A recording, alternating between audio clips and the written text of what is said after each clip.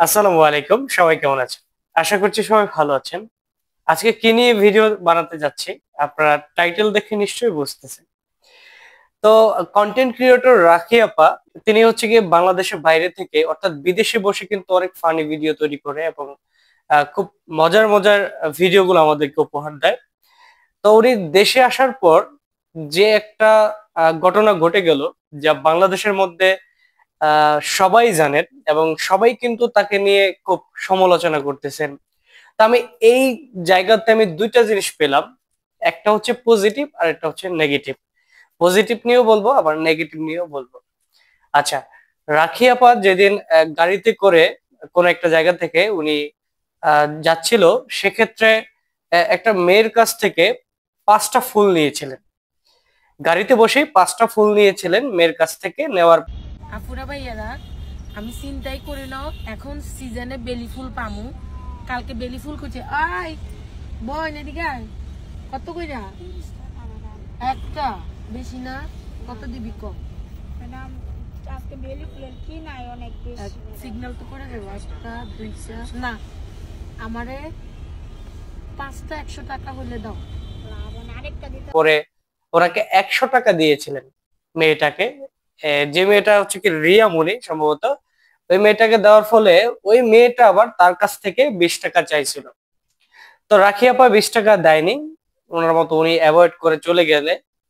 যাওয়ার পর ওনার পেজ থেকে যে ভিডিওটা করেছিল সেই ভিডিওটা হচ্ছে কি আপলোড করার পর রীতিমতো সারা বাংলাদেশের মানুষ এবং যারা ওনাকে ফলো করে বা ফলো করে ওনা, তারাও কিন্তু ওনাকে নিয়ে অনেক সমালোচনা করেছে এবং বিভিন্ন ধরনের মন্তব্য করেছে।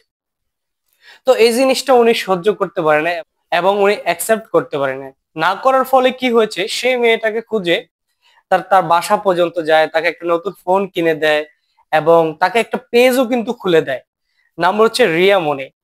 আমার মানে লাইফে আমি এতটা রিচ হইতে দেখি নাই একটা পেজের। মাত্র 1 ঘন্টা হচ্ছে কি 23,000 ফলোয়ার্স হয়ে গেছে। আমার পেজের বা আমার ইউটিউব চ্যানেলের বয়স কিন্তু দীর্ঘ 4 বছর, কিন্তু এতটা ফলোয়ার্স কিংবা সাবস্ক্রাইবার আমি বাড়াইতে পারি নাই। যাক, সবকিছু হচ্ছে আসলে পপুলার পার্সন যারা আছে বা বা ফেমাস পার্সন আছে, তাদের একটা প্রমোটে অনেক কিছু হয়ে যায়, সেটা আমি জানি।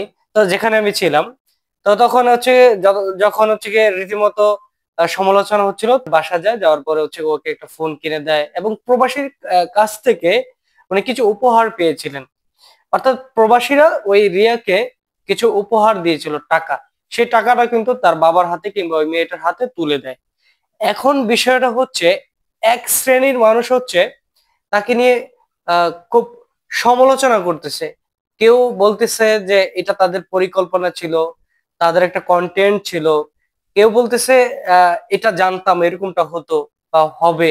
আচ্ছা, যদিও উনি এরকম পরিকল্পনা করে থাকে, অর্থাৎ রাখিয়া পর যদি এরকম পরিকল্পনা করে থাকে, এটা কিন্তু পজিটিভ। দেখেন, একটা মানুষ বা একটা মেয়ে রাস্তার মধ্যে হচ্ছে ফুল বিক্রি করে বা তার ভবিষ্যতে হচ্ছে ফুল বিক্রি করে যেত, একটা আল্লাহ তাআলার উসিলা ছিল রাকিয়াপুর মাধ্যমে তাকে একটা নতুন ভবিষ্যৎ দেখিয়ে দিল।